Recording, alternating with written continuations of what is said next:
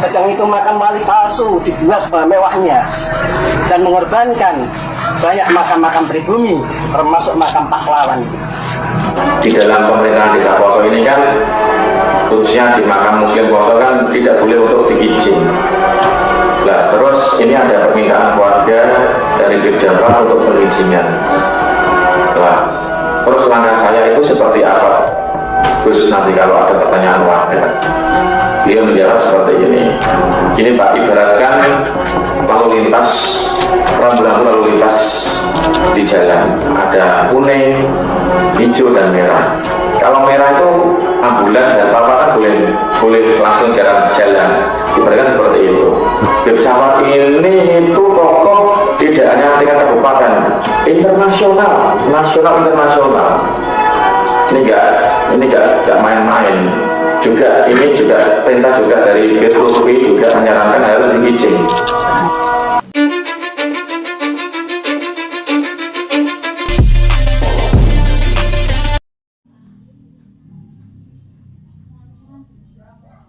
Polemik pembangunan makam Wali Ja'far Al-Kaf katanya, ya kan?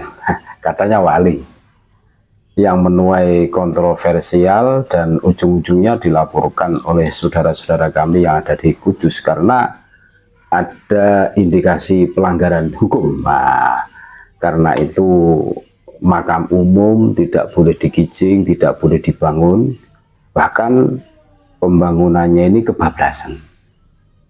Kenapa kami mengatakan kebablasan?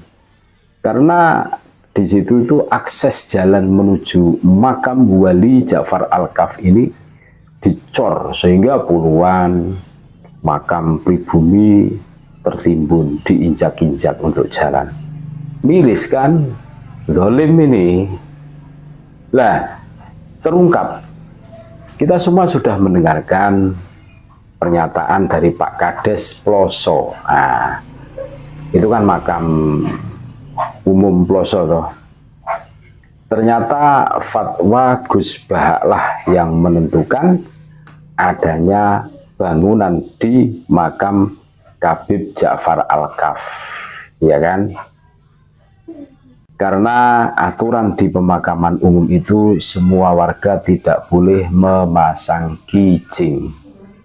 Saat keluarganya Ja'far Al-Kaf maksudnya mau mengijing dan membangun makam, Pak Kades Ploso tidak berani memberi izin karena takut diprotes warga.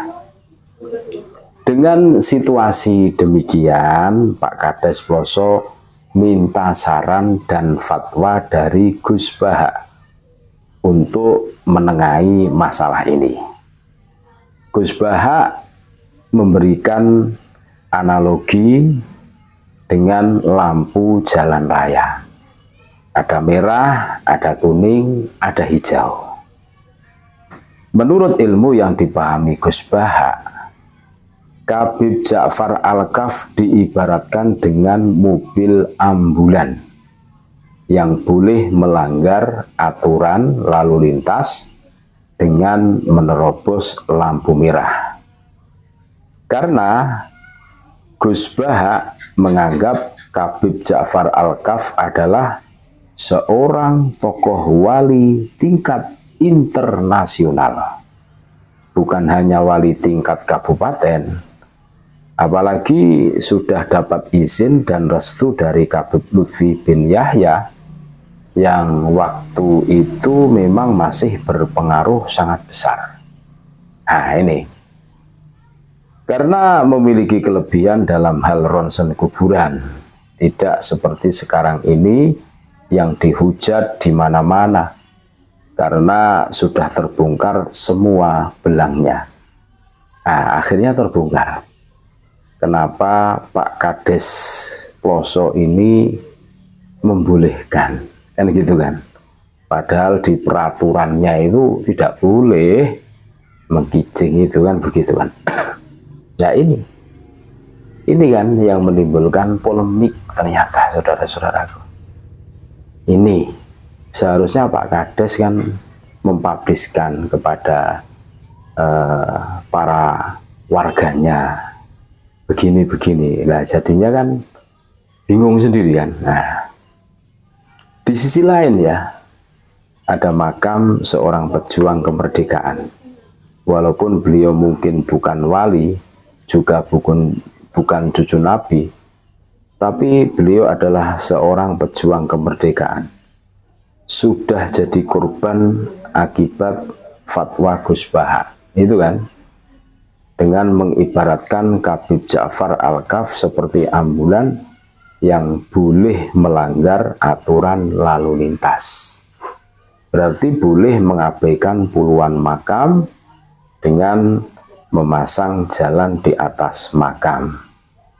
Apakah seseorang yang dianggapnya makam seorang wali yang belum terbukti kebenarannya dan juga bukan seorang pejuang di negeri ini boleh merendahkan makam warga pribumi dan makam seorang pejuang kemerdekaan yang sudah jelas dan nyata kontribusinya untuk bumi pertiwi ini?